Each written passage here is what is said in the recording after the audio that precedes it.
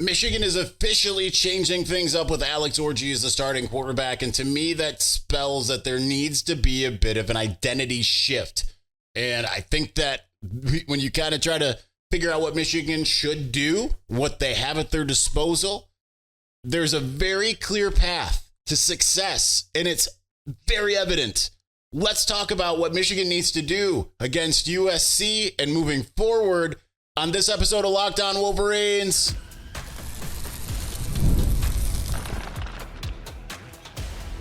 You are Locked On Wolverines, your daily podcast on the Michigan Wolverines, part of the Locked On Podcast Network, your team every day. Happy Tuesday. We're back and doing it. Locked On Wolverines podcast, part of the Locked On Podcast Network, where it's your team every day. I'm your man on the ground, Isaiah Hole, publisher of Wolverines Wire through USA Today Sports Media Group. I'm going to apologize in advance if, for whatever reason, there's some repeated info from in segment 1 compared to segments 2 and 3, because I had a camera malfunction and I'm re-recording. So hopefully I don't repeat a lot of info because I'm keeping the stuff that happened in segments 2 and 3. But anyway, let's talk about why things can change for Michigan as they look to play USC.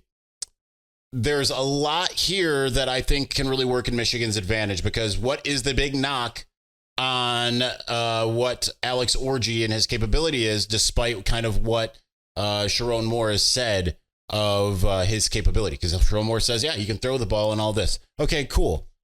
I only want to see Alex Orji throwing the ball about 15 to 17 times a game. Maybe even less. Maybe even less, because the best case scenario for Michigan in this game is to run the football with impunity. And it needs to do so with not just the quarterback, but obviously the running backs. You just need to load up on running the football. Because when you look at what Michigan, when it finally kind of started breaking through, right, 2021, you look at the offense and you look at how much it was rushing versus passing. This is some of the info that I unfortunately lost, but you look at what it was doing in 2021.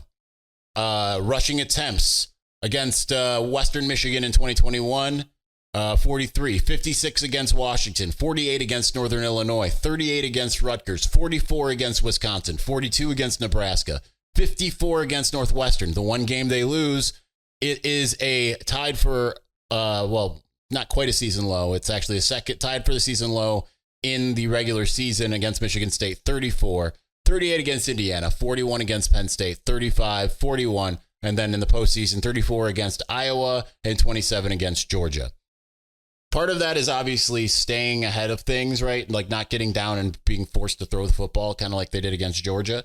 But ultimately, it's about just being able to maintain stasis, run the ball where you need to, and just do it constantly. Like they weren't running the ball great against Wisconsin, 2.55 yards per carry, 44 carries for 112 yards. But like they ran the ball, and they did enough to stay ahead of the chains.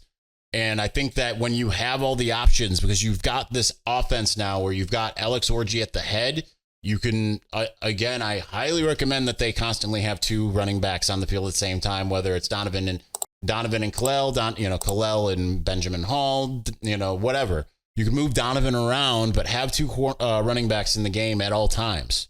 You just kind of have to.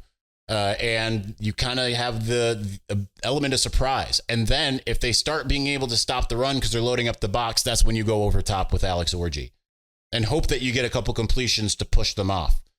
So some of that could be used in quick game. Some of that could be used in just like medium developing. Don't go long developing, right? Just don't give a chance to the defense to really kind of get things set. That would be what I would advise if I was Michigan, is to put your guys in the best position to succeed. And that is the way to do it. Because when you look at the passing, some of these years, the passing attempts, looking at the logs here, in that same year, 2021, to start the season, 17 attempts, 15 attempts, 17 attempts, 16 attempts. Heck, you look at that Washington game, Cade McNamara completed 46.7% of his passes for 44 yards. Didn't matter because they ran just all over Washington. I think that what you saw a little bit in week 3 against Arkansas State is you saw that This was an offensive line that was more comfortable at run blocking schemes. They finally started getting able to do it. Now, you have to kind of figure out what works best for you. Is it going to be running power? Is it going to be running inside zone? They used to run almost exclusively inside zone. And then they started, mixing in power and different things of that nature. And there's times where it works and times where it doesn't. So figure out what works and just stick with it until they stop it. And that's when you can back them off a little bit. If I'm Michigan, that's what I'm doing. Now, the attempts increased over the course of that year, but you look at 2022, you really didn't have many games where J.J. McCarthy, as the starting quarterback, was really airing the ball out in terms of attempts. He started against Hawaii, so 22 against Hawaii in week 2, then 26 against UConn, 26, 24. These are attempts. 36 against Indiana. They had to come from behind on that one. 24, 26, 27, 20, 34 against Illinois, 25 against Ohio State, 17 against Purdue, and then 35 against TCU. Even last year, 31, 28. Those teams were like, we're going to stop the run one way or another. And then Bowling Green, not his best game, 2 touchdowns, 3 interceptions. He had 13 attempts in that game. 21, 23, 23, 22, 35, 37, as they kind of picked some things up. Obviously, the MSU and Purdue games, they started throwing the ball a heck of a lot more. It was obviously only 7 of 8 against Penn State, 12 for 23 against Maryland, 17 of 21 against Ohio State, and so on and so forth. You don't need to be doing what Michigan has been doing, because what Michigan has been doing so far, 27 attempts against Fresno State, 33 against Texas. I know they were down and needed to pass the ball. And then 13 of 18 against Arkansas State. That's the sweet spot. You need to be throwing much less and running the ball much more. 18 attempts compared to 44 attempts on the ground. Look what worked. That has been the formula all along, and Michigan kind of got away from the formula. Against Fresno State, I understand Fresno State trying to load the box up and everything, trying to force Davis Warren to beat him. Well, it's going to be a little harder when you have Alex Orji knowing that he can pass the ball, or at least will attempt to pass the ball.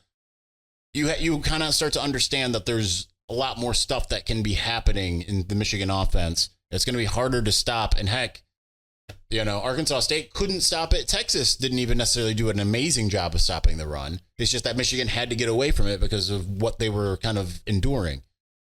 So I like this idea. They just have to do it, because that's what the identity has been. Get away from this open up the playbook nonsense. Get back to what worked, and you have a chance, not only against USC, but against the rest of the schedule. Build that identity and move forward. We're going to get into Michigan versus Washington, as well as what USC does and doesn't do well, and why this method could and should work. We're going to get to all of that here in just a moment. But before we do, hey, Locked On Wolverines fans, have you heard about Roy? I'm not talking about the video game played in Rick and Morty. It stands for Return on You, and it's a new platform that lets you, the fans, get involved in NIL like never before by making contributions directly to your favorite athletes. By supporting players directly, you can help shape rosters, retain talent, and keep your favorite athletes out of the transfer portal. As you all know, NIL has changed the game for athletes, and Roy changes the NIL game for fans.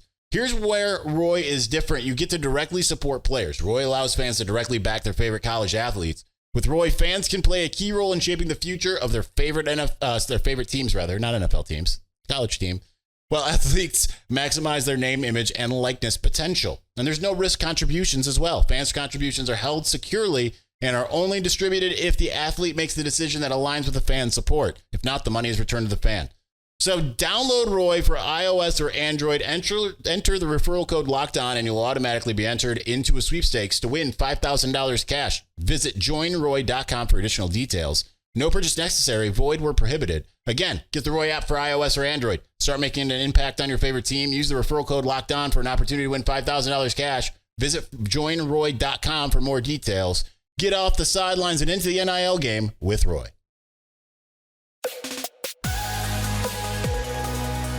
All right, so there's some other stuff here that I kind of want to get into. Wanted to look at this Washington-Michigan game in 2021, which kind of would set the foundation for what Michigan was capable of, both from an offensive and defensive standpoint. And then we're going to look at USC and what they've done in 2 games. So looking at the box score for Michigan-Washington, Caden McNamara completed less than 50% of his passes for 44 yards, 15 attempts, 7 completions, 44 yards, no touchdowns. He had a QBR of 16.3. I think Alex Orji is capable of doing that, okay? But what they were able to do was just run with impunity. And this was the first time we really saw this for Michigan. I understand that, 2018 was kind of the start of some of these things, but they had 308 rushing yards against Western Michigan, 285 against Nebraska, 320 against Wisconsin. Quarterback run really came to play in the gauntlet. 320, 183 against Michigan State, 259 against Penn State, 257 yards rushing against Indiana, and then 161 against Ohio State in a loss. It really didn't. That feels okay, but they really took the next step when they started to really being able to kind of force the issue a little bit more, because defensively they were a lot better. And if by holding on to the football, by not turning the ball over, by running the football, you're taking all of the time off the clock, and the boa constrictor, as PJ Fleck and Joel Klatt like to say, ends up being in full effect. So I just told you the quarterback there, rushing wise, you had 21 carries from Blake Corum for 171 yards and 27 carries for Hassan Haskins of 155 yards. Then just a bunch of guys, Mike Sainer still 1 for 7, Donovan Edwards 1 for 4, so on and so forth. I think that you can get there in multiple different ways because you've got multiple backs that can make this happen. If you want to mix and match and do all these things, sure. I do want to note that Donovan Edwards said yesterday that he feels comfortable getting into a rhythm. He says after about carry 7 or 8 is when he starts to kind of feel it, kind of goes into the types of things that I've been saying. On the other side of the ball, though, you looked at Dylan Morris. Remember, they had a really high-end passing offense at the time. I mean, obviously, that's just kind of Washington. But Dylan Morris was 20 for 37. Not the worst stat line, right? It's like 60%. For 293 yards, 1 touchdown, no interceptions. But they carried the ball 32 times for 50 yards total. Michigan completely shut down their run game. That is going to be paramount for Michigan against USC. Obviously, we just talked about Texas. They did not shut down the run game for Texas. Have to be able to do that. Obviously, getting off the field on third downs is also paramount. But if you stop the run game and can run the football yourself, you set yourself up. That's where Michigan really needs to thrive, okay?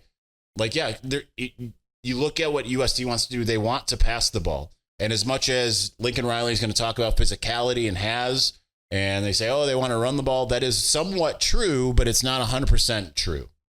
Looking at week 1, Miller Moss, 27 for 36, really good stat line, 378 yards passing, 1 touchdown, no interceptions. But they ran the ball. They did win by a touchdown. They ran the ball 23 times for 69 yards. The following week, and we'll get to the defense here in a moment, what the USC defense did. The following week, Miller Moss, 21 for 30. Jaden Mayava got at 8 for 11, so it's a total of 29 for 41, 295 yards and a touchdown. No interceptions. They have yet to throw an interception. They did run the ball much more effectively against Utah State, 37-49.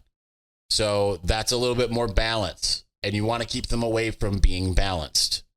That's the important thing. Let's go back to week 1. What did USC's defense do to LSU? Well, LSU wanted to pass the ball. Garrett Nussmeier, 30 for 39, 309, 2-1. 2 touchdowns, 1 interception. They ran the ball 25 times for 113 yards. And then Utah State, 23 for 87 when it comes to running the football. They attempted 27 passes, completed 18. No touchdowns, 1 interception, 103 yards. So far, the USC defense has been good at stopping the run. Keeping in mind, John Emery went down. He was available through the game. He went down in practice the following week. But they weren't really necessarily trying to be balanced, right? Maybe that number looks higher if you even it out a little bit. But USC doesn't necessarily want to be balanced. LSU didn't want to be balanced. You look at Utah State, they tried to be a little more balanced, but they just were inept compared to what USC presents. So if you're Michigan, I wouldn't even try to be balanced. I'd just try to run. If they really start loading the box, try to hit them over top, hope that you have a quarterback and some receivers that are capable of making that happen. But for all of the talk about like, oh, Michigan doesn't have the receivers and all of this, like, you have to keep in mind in 2021, Ronnie Bell gets injured in week 1 and Robin Wilson gets injured in week 5. Yeah, week 5. So really, like, what did you have? You had Cornelius Johnson, Mikey Sainristil, and Dalen Baldwin. 2022, you had Ronnie Bell, you still had Cornelius Johnson. Roman Wilson still gets injured in week 5. So it's not like they had like this daunting group. Like, yes, Robin Wilson, Cornelius Johnson were a little bit more troubling to defenses later, but certainly weren't in they certainly weren't that troubling to defenses in 2021 and 2022. It was more so like, hey, we've got all these guys that can do these different things. Thunder and Lightning, Hassan and Blake. And keep in mind that Blake didn't have the same skill set he had in 2022 when like he was starting to do the things that Hassan was able to do. Fall forward, get extra yards and stuff like that. He wasn't like that in 2021. You have the pieces that can make that happen with Kalel and Donovan and Alex Orji. You've just got to be run-centric. And if that works, if your offensive line can do it, and they looked dang good running the football this last week, the offensive line did, you get into a situation where it's, okay, the other team's going to wear down. You're going to be able to get all these things. This is what the identity of Michigan has been, and it's almost like the first 3 weeks they tried to get away from it, right? Like we remember hearing Kirk Campbell and the offensive players saying, oh, we're just going to completely open up the playbook. You don't have the offensive pieces to open up the playbook. It is apparent. So go back to what the identity has been, what these guys were recruited for, what these guys thought they were going to be running from the get-go. And if it doesn't work, then you just don't have the team that you hoped you had from an offensive standpoint. But give the defense an opportunity to kind of make some things work here. And I think that they will. Now, while USC didn't rush that great against LSU, 23 for 69, note that LSU is through 3 games, 90th in the country in rush defense, 154 yards total, per game. They allowed Nicholls State to get 150 yards and 38 carries. South Carolina had 41 carries for 243. So not necessarily the most daunting rush defense. Now, USC is currently ranked 33rd. They've played 2 games. They allow an average of exactly 100 yards per game. Michigan had the one bad game where they allowed 143 yards, but that is 15th in the country. Stop their run and run the football. That's your goal. That's what you need to do. Let's continue on this train of thought about what Michigan needs to do. We're going to do that here in just a moment. But before we do, you've heard us talk a lot about FanDuel, America's #1 sports book. Well, we've got a little something different for you. Now through September 22nd, that's through the weekend, all FanDuel customers can bet $5 and get a 3-week free trial of NFL Sunday Ticket from YouTube and YouTube TV. Then with a YouTube TV base plan, you'll be able to watch every regular season Sunday afternoon out-of-market game. All you need is a Google account, a current form of payment, and you can cancel at any time. Just visit FanDuel.com and download America's #1 sportsbook.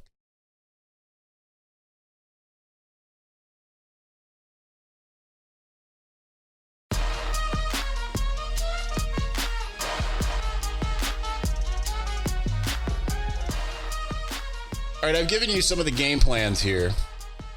Utah State, by the way, we should note, they ran the ball with impunity against Utah State. Utah State gave up 34 carries for 137 yards to Robert Morris.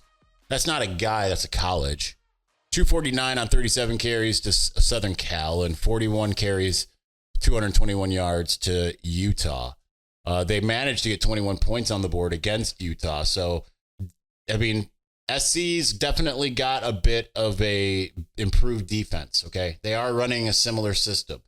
I did say they haven't seen anything like this. Well, schematically, they kind of have, but they haven't necessarily seen guys like Kenneth Grant, Mason Graham, but you need Kenneth Grant and Mason Graham to be Kenneth Grant and Mason Graham, okay?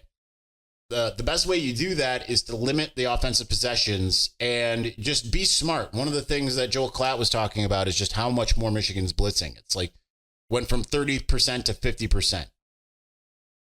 Wink, like, love you, dude, but you are the OG of the system. You gotta tone it down. You do. You gotta tone it down. You gotta keep things in front of you. Can't leave these open spaces. I'm not sure that it's fully working as far as that. You hope that there's an inside, like, we're going to evaluate, like, all this, like, talk over the last several years, like, we self-scout, we do all this. They better be doing that. At least we have one strong indication that that is the case with Alex Orji being the new starting quarterback. But defensively, you hope this is where Sherrone Moore does not need to Wink Martindale the way Jim Harbaugh was to Don Brown. Which, I mean, he was this way, I think, probably with Minter as well as Mike McDonald, which is kind of like, hey, I'm an offensive guy. You're a defensive guy. You're the defensive head coach. I'm the offensive head coach. Let's go. No, you can't do that.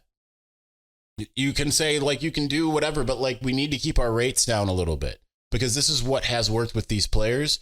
And maybe we get to a game later in the year, maybe you get to Oregon and you find that that's going to work better. But right now, these players are not executing your game plan quite as well. At least you didn't against Texas. Now, I do, again, want to pull up something that I don't have pulled up because I keep on thinking of stuff, kind of like the, stop looking at stuff, stop pointing out stuff from I think you should leave. But looking by position, I do want to see a little bit when it comes to the blocking grades for it within the Big Ten here, as far as the by position. I think I'm going to do by team. I think that's going to works better. So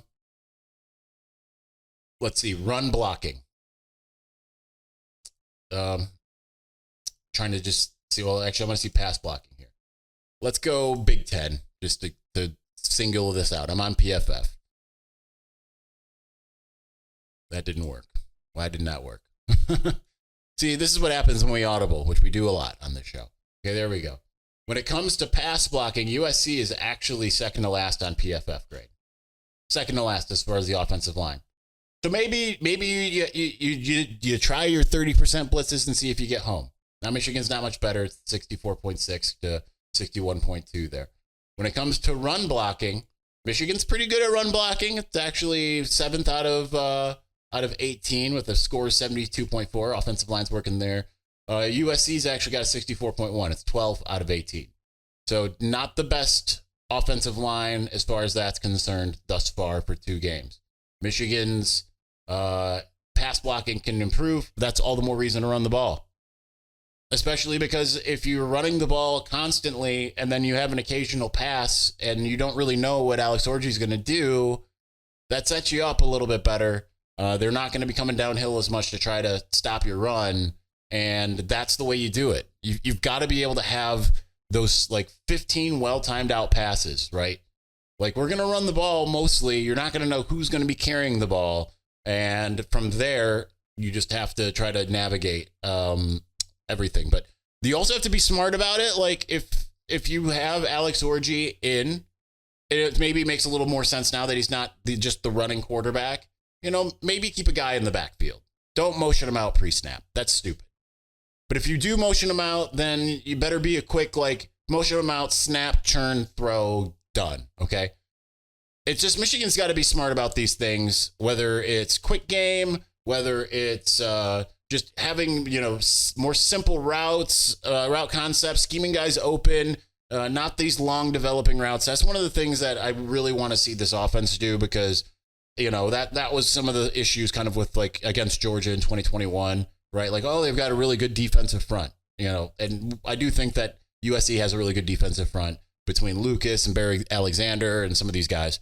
So be smart about how you do this. Don't have these long developing routes, long developing pass plays, especially if your offensive line is not been that great at pass blocking. Play to your strengths and not to your weaknesses. Stop looking at things from a schematic standpoint and saying this is what we want to do. And try to figure out, like, what you can do as far as, like, here's what we can be really good at, and here's how we can take advantage of them within our strengths. Just hope that they figure that out. All right, that's going to do it for us today. We'll be back on Wednesday to talk about what the players had to say tonight, and we'll continue to preview this game. It's exciting to think that there's a bit of a shot here where it kind of didn't feel like it a couple days ago, and I think this could be a game changer, but we'll see. Anyway, thanks for watching. Thank you for listening. We'll talk to you again soon. Peace.